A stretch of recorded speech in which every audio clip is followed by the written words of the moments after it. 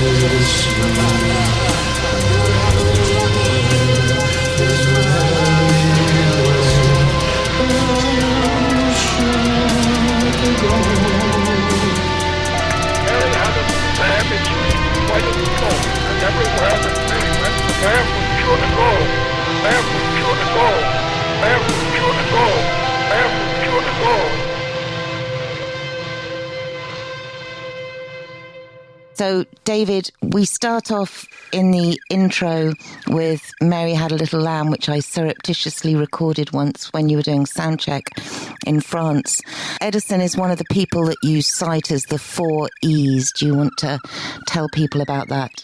The 4 E's of American culture are Edison, Eisenhower, Einstein, and Elvis. Between those 4 E's, you can pretty much track and trace and understand American culture of the 20th century. Once Edison invented the phonograph, the whole nature of sound changed. Sound becomes an object, an artifact, and the whole understanding of sound changes. The whole role of the singer and of bands and of music changes because you fracture proportion. You know, all of a sudden the voice of the solo singer can become dominant and is no longer subject to being drowned out by a bank of violins and trumpets. All of a sudden that perspective,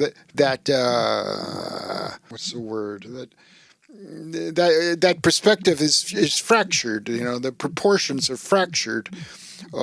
It gives the solo singer humanity, mortality. It's a person that lives and dies and has feelings and expresses himself in unique ways that are not possible when you have choruses of 40 people all singing in a foreign language. That's Edison's role in the 4 E's. What I'm referencing here very forgetfully is scale and the purposeful fracturing and manipulation of scale, which is the foundation of sound recording in the 20th century. It's a subject I go into quite a bit in the Book of Hieroglyphs. Eisenhower invented the interstate network of roads in America. Without Eisenhower, there never would have been a Kerouac. You know, without Kerouac, there probably wouldn't have been an Elvis. Elvis brings abstraction to the human voice, expands its possibilities immensely without comparison. Einstein's notion of time-space is essential to the understanding of what a song is and how sound can change proportion, can change perspective. Well, the Mary Had a Little Lamb, you do that quite often for soundcheck. I mean, obviously that was the first phrase that was recorded, and we'll be speaking to Robert Wheeler in the next podcast. I mean, is it something that particularly you set as one of your baselines, really, that sense of invention and sound? No. You know, it's a lot more interesting than doing check, check, check. It seems appropriate to me, as anybody in Ubu would be, an admirer of Edison, as any American should be an admirer of Edison. Well, I mean, you talk about singing a lot with Edison and how it gave a place for the singer, but there's that awful phrase, spoken word. There are some tracks on the new album where there is more spoken word than singing. I have to object. There is no spoken word on the album. It's all singing. Didn't Dylan teach you people anything? Weren't you paying attention? It's singing. You know, I went through this whole thing back in whenever I started as a singer, 75, let's say, probably 74. where I analyzed what singing was and how I was to go about it. And first item on my list was singing is the voice of the consciousness. If it is not true, if the style, the method of your singing is not true to the real voice of the human consciousness, then you're not on the right track. There aren't many people who are on the same track. That's okay. That leaves more room for me. But no, there is no spoken word, and as far as I'm concerned, there is no such thing as spoken word as far as David Thomas goes. I am singing right now. Didn't you pay attention to Dylan? We're going to play The Road Ahead, perhaps to reinforce that point, and it's over 9 minutes long, which is quite extraordinary. Well, it's actually, yeah, it's a mega piece, certainly. I mean, how many sections? 1, 2, 3, 4 sections. It's a mega work. I'm very, very pleased with it. That's generally in the band the favorite song on the album.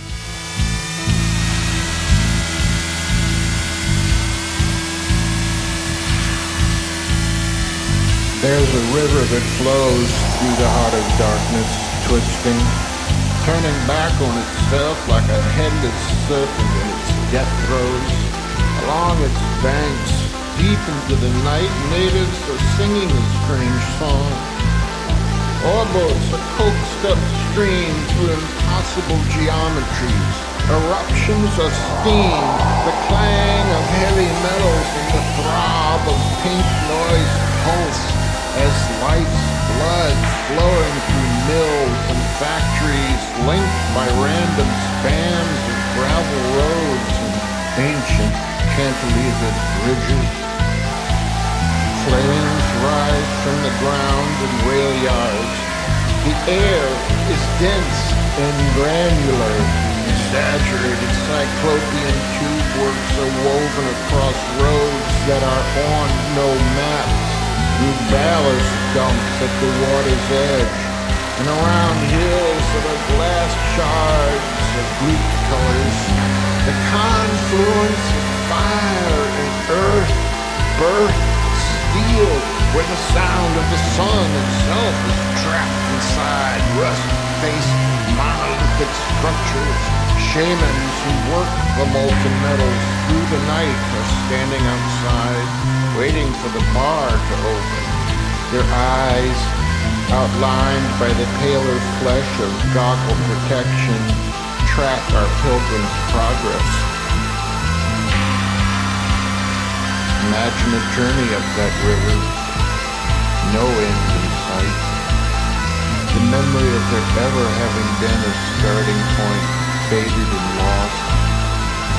Imagine time frozen, even the way up and the way out.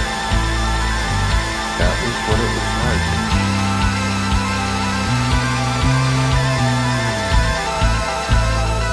So one of the other E's you mentioned was Elvis, and in the Book of Hieroglyphs, you make it very clear that it's not just about Elvis.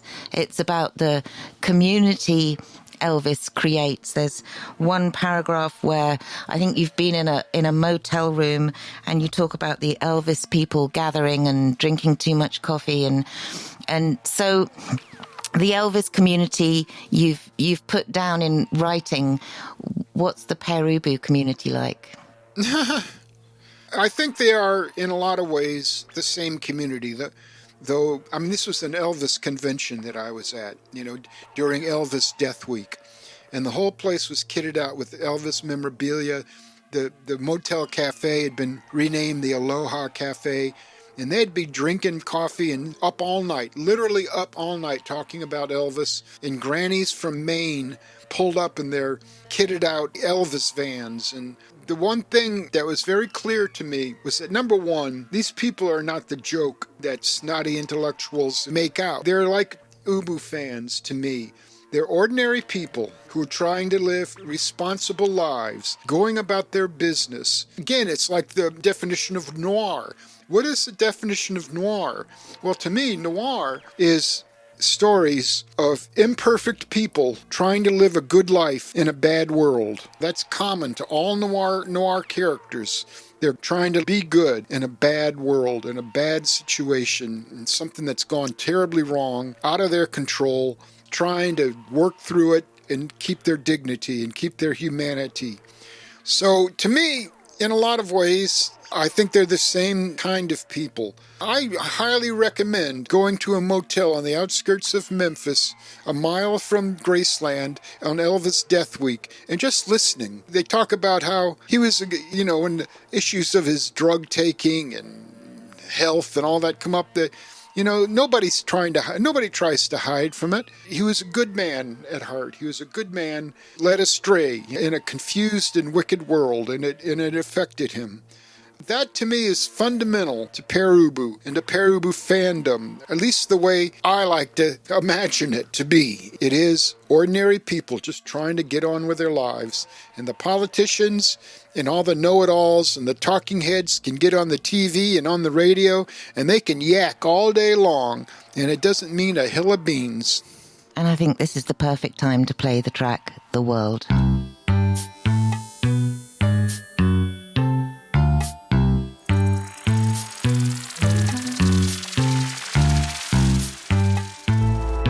There's ghosts and windows, voices muffled through the wall.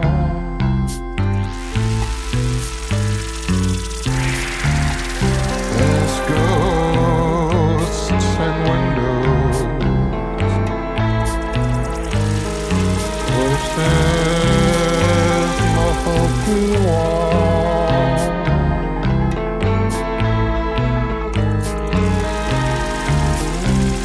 The more I know, the less I see. The more I know, the less I see.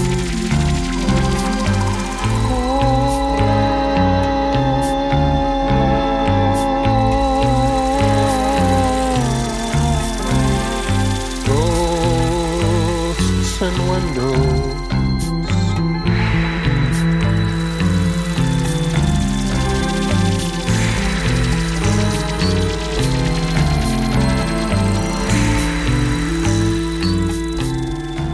Now, of course, there's some notable names in that community that you don't tend to talk about too much, but one particular story that gets bandied around a lot is when Dyke Parks introduced you as the other American genius.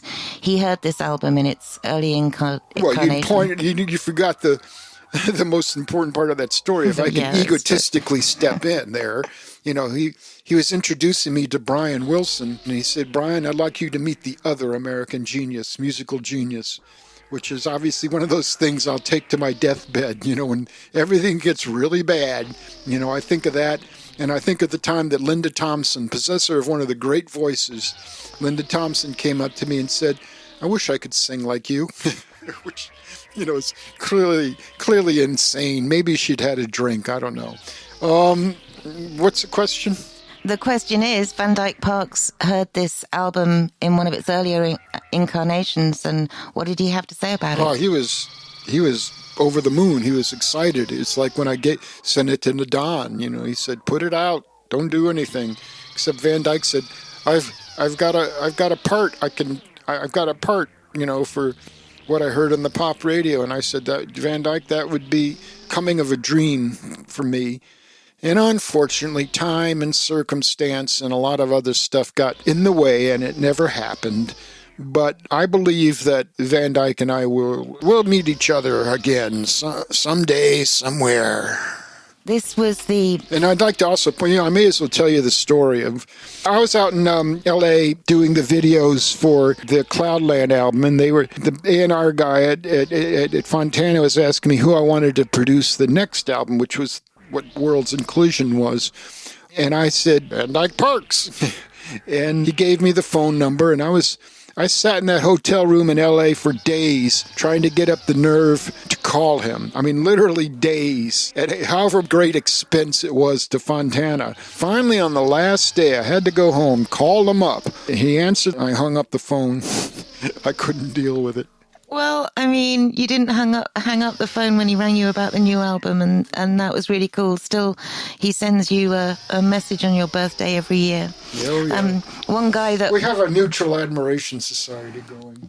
One guy that wasn't present for any of this album process is the first time you've ever had to deal with doing an album without the Hammond, father and son. So did you feel that absence? Yeah, I was thrown into the deep end by circumstance. Paul, as many of you know, died tragically a year ago, something like that. I think we've done one album where the Hammonds weren't involved at some point along the way. Most of the albums have been done in their entirety at their studio. Yeah, I was in at the deep end. Every day I tried to remember something that I'd seen Paul do. Fortunately, I've always loved to watch people work. I remember when we were making Cloudland and Stephen Hague was doing the producing, I would get in there early just to watch him work.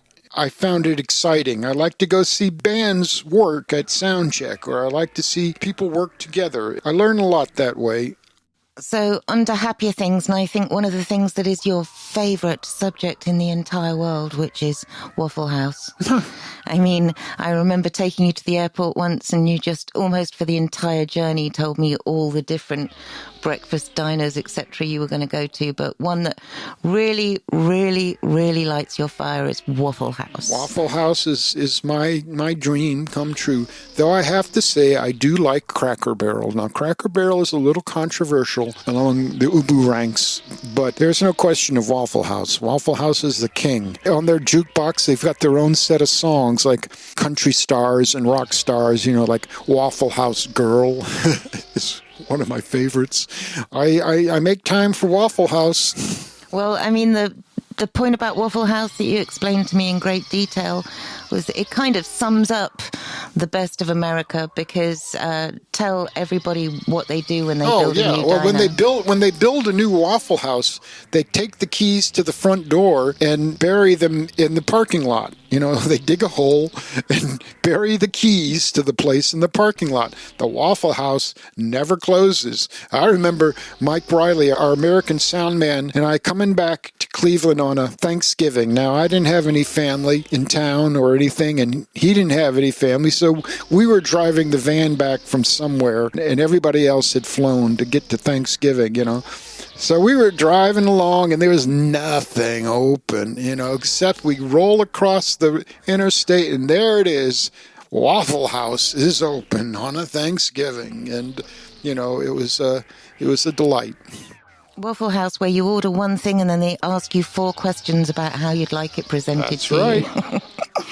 So, I mean, let's play Fortunate Son, which I don't know whether you say that it's a true story from when you were in Waffle House, and let's enjoy that.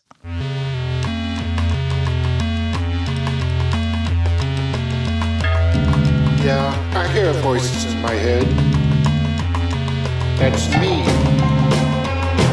My voice. Now the problem with crazy people is that they don't recognize that voice as their own. The one person you don't want to be alienated from is yourself. That's gotta cause problems. My favorite voice speaks from under the lamplight of a roadside diner in the urban sprawl of Los Angeles. Sometime in the 40s. Something like a Jim Thompson novel.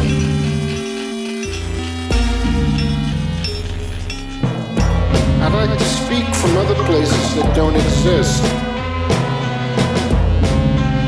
Waiting in line at a Dairy Freeze whip stand on a bayou outside Houston. Inside the ghost ruins of the cities of my Martian ancestors.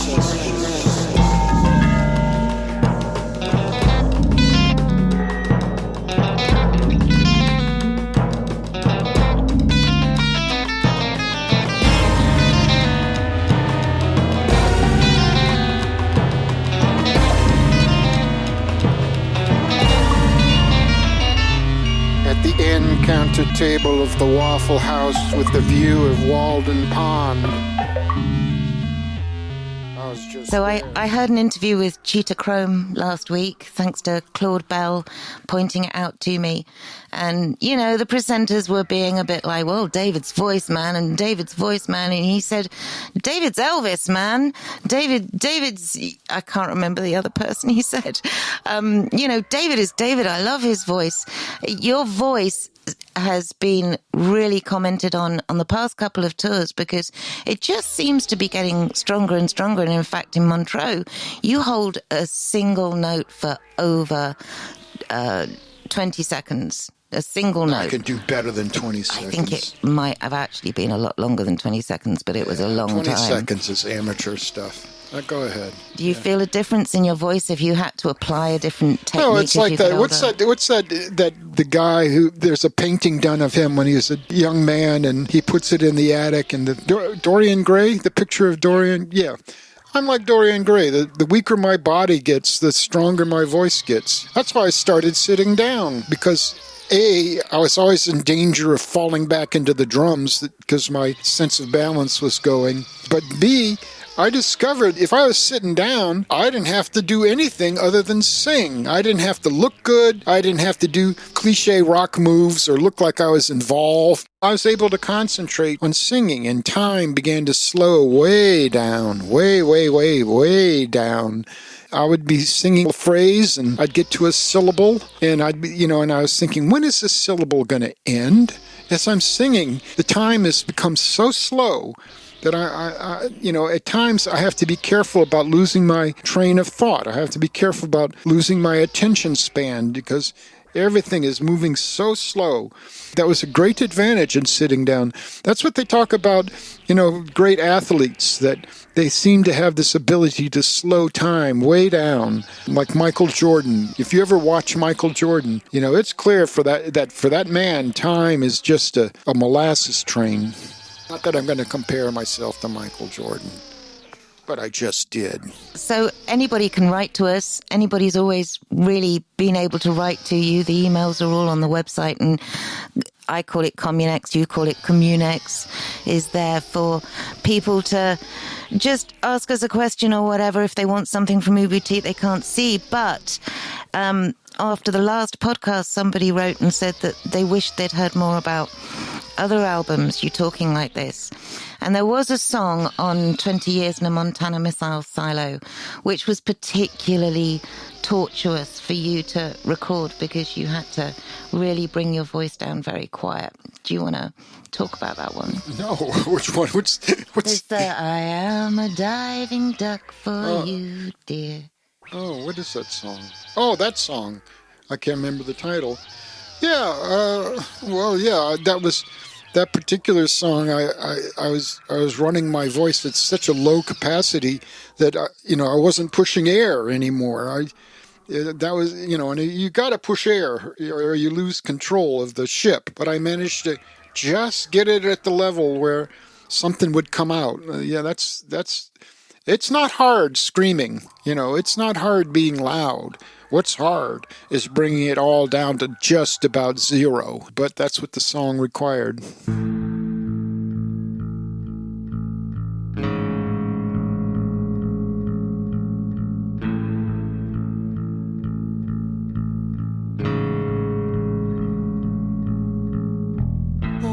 Hold me close.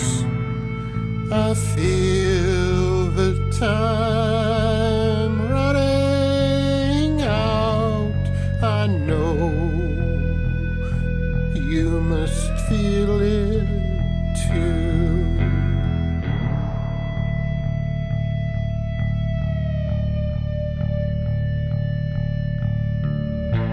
I feel the notion to dive in an ocean. I am the diving duck for a new day we will never see. And the other thing that we get emails about often, very often, is, I don't know whether every band gets this, but you do touch something in people that maybe they wouldn't find anywhere else. They say that Pere Ubu music understands them rather than the other way round. It's very touching, some of the mails we get. Well, yeah, I mean, there was that professor in Ohio State University in the culture department who wrote this dissertation about how David Thomas understands America better than he does. I talked about how I like to drive through the back roads. Well, one of the things that happens is that everything becomes a mirror. I pass a house.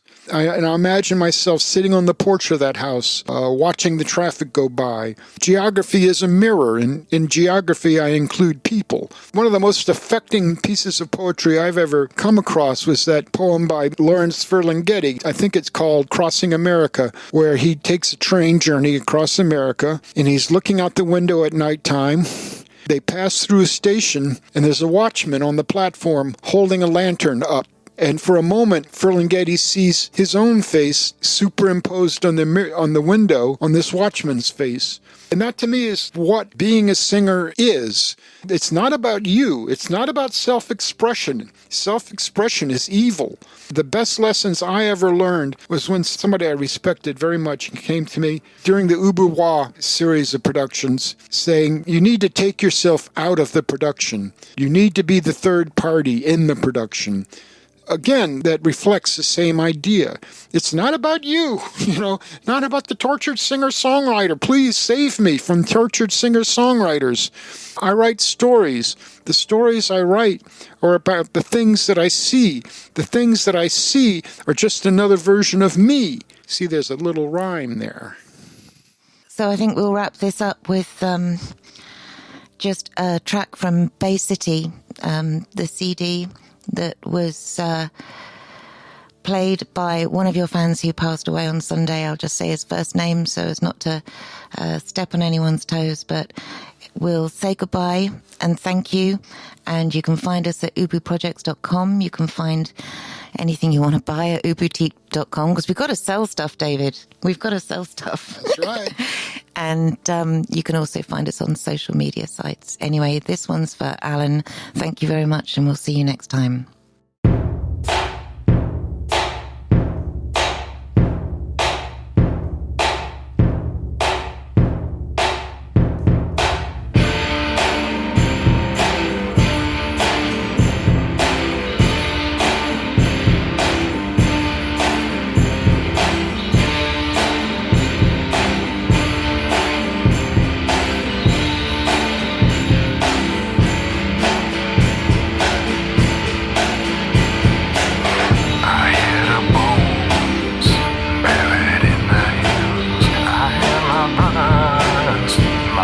Still